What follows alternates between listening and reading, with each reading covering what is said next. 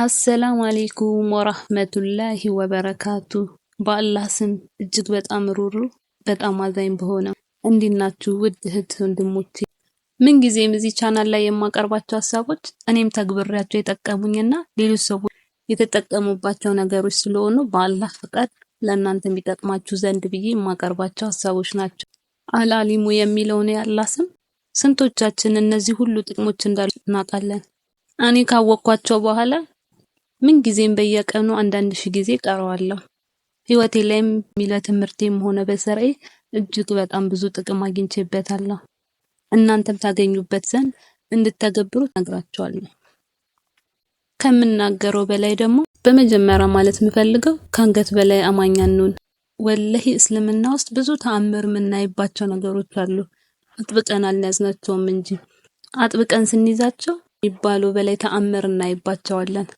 ተማሪዎች ለሆናችሁ ወይም ሰራተኞች በምትሰሩት ስራ በምትማሩት ትምህርት የመርሳትና ዝንጉነት ካጋጠማችሁ ፍቱን መድኃኒት ይሄ ነው። ከምታስቡት በላይ ጠቅሟቸዋል፣ ተግብሩት። አልዓሊሙ የሚለውን የአላህ ስም በተደጋጋሚ መዘከር አብዝተን ብንችል በየቀኑ አንዳንድ ሺህ ጊዜ። ብዙ ይመስላል ግን በጣም ቀላል ነው በደጋገምነው ቁጥር። ጠዋት ወደ ትምህርት ቤት ልንሄድ ስንል ሊሆን ይችላል ወይም ስራም ልንሄድ ስንል።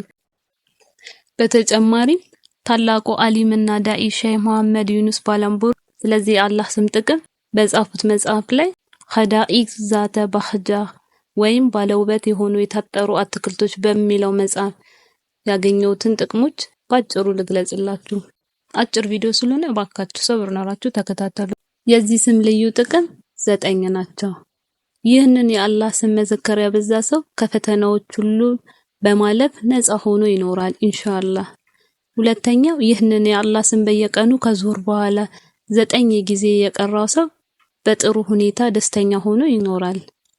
ሶስተኛ ከጠላቱ ወይም ዳኛ ፊት የቆመ ሰው ወይንም ፍርድ ቤት የቆመ ሰው እጆቹን ታጥቦ የአሊሙ የሚለውን የአላህ ስም 11 ጊዜ ቀርቶ በረጠበ እጆቹ ፊቱን ካበሰ ጠላቱ ወይንም ዳኛው ለርሱ ያዝንለታል።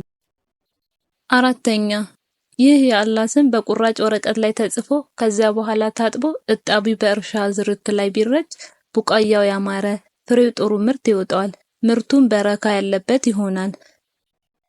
ምርቱም አድጎ ለመታጨድና እስከ መጨረሻ ደረጃ ተቀጥፎ ለመበላት ይደርሳል። አምስተኛ ይህንን የአላህ ስም ከአንድ ንጉስ ወይም ዳኛ ፊት ቢቀራ ከቁጣው ሰላም ይኮናል።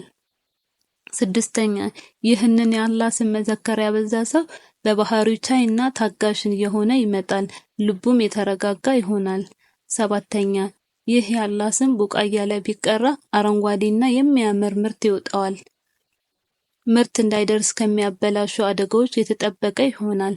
ስምንተኛ ይህን የአላህ ስም ከስልጣን ላይ ያሉ ሰዎች እንዲሁም ሀብታሞች፣ ባለጸጎች ቢቀሩስ ስልጣናቸው ስር ይሰዳል፣ ሀብታቸውም ይዘወትራል።